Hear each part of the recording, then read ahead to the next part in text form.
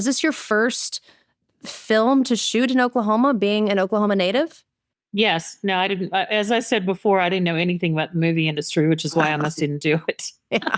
And so, yeah, well, you know what? And the other thing is shooting the scene. And I mean, you were talking about the parade scene, which I loved because like 3 weeks before the parade scene, Marty got up he got up one morning and said, I want a parade, and basically wrote a whole scene.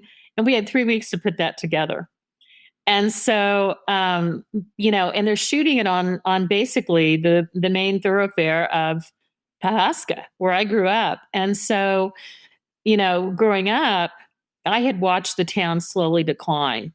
So like from 1981 when I graduated from high school to all the way through to now, it had really gone into a steep decline. And you went down there, and of course, they had blocked off the whole entire street for the month, and he had chosen the exact color of dirt he wanted. I mean, he's very detailed. And so, but when you looked inside the windows of the candy shop and the pastry shop and the butcher, and you saw how that town must have looked when it was just its heyday. And that to me was really, it was kind of wonderment when I would go through thinking, wow, this is really how we used to look and thrive here. And then you'd see all the cars on the street. And so my son was in several of those scenes also. And he's an actor. He lives in Brooklyn now, but he had come down. And when he finished, he probably met your daughter because he was the one that they were like, don't leave yet. And they put him in to open the door and then sign you in after you got your COVID test. Yep. So he was this 6'7", I think very good looking young gentleman who would have opened the door and said, oh, come in, and sat down with you.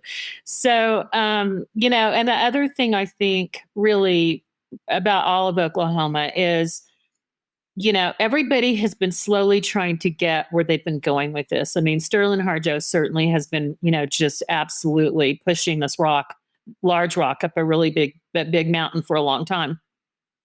But the one thing I think was interesting with Killers is it was the first time that the state of Oklahoma had a budget like that came in, where they were really like stretching themselves to find housing for 800 people in Bartlesville, Pahaska, and Tulsa, to, have these huge crews, 800 extras, not counting the principals